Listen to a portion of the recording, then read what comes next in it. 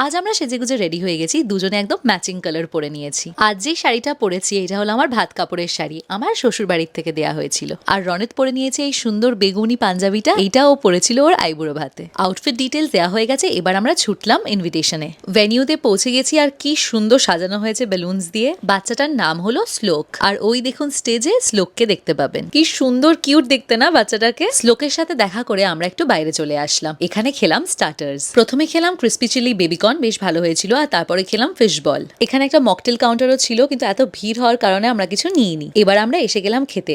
অনেক লোকের ভিড় ছিল, জমিয়ে খাবো বলে সব থেকে আগে চুল বেঁধে রেডি হয়ে গেলাম। আপনাদেরকে এখানে ফুল মেনিউটা দেখিয়ে দিলাম। সব থেকে প্রথমে দিয়ে গেল কড়াইশুটির কচুরি আর আলুর দম। তারপর খেলাম ফিশ কবিরাজি। তারপর ছিল সাদা ভাত আর ডাল। এর মাঝে শ্লোক এসে দেখে গেল সবাই ঠিকভাবে খাচ্ছে কিনা। নেক্সট হলো বেগুন বাসন্তী। তারপর আমি নিলাম দই কাতলা। নেক্সট দিয়ে গেছিল ফ্রাইড রাইস, আর তার সাথে ছিল চিলি ফিশ। তারপর খেলাম পাঁপড় আর কমলা লেবুর চাটনি। রনেত খেলো রসগোল্লা আর আমি খেলাম সন্দেশ। লাস্টে রনেত আইসক্রিমও খেয়েছিল। আর এখানে কিন্তু ফুচকাও ছিল, আমরা আর খাইনি। এবার হলো বাড়ি ফেরার পালা, আর বাড়ি যেতে যেতে সরস্বতী ঠাকুরের ভাসানও দেখে নিলাম। ফাইনালি পৌঁছে গেছি বাড়ি, এবার যাই বাই।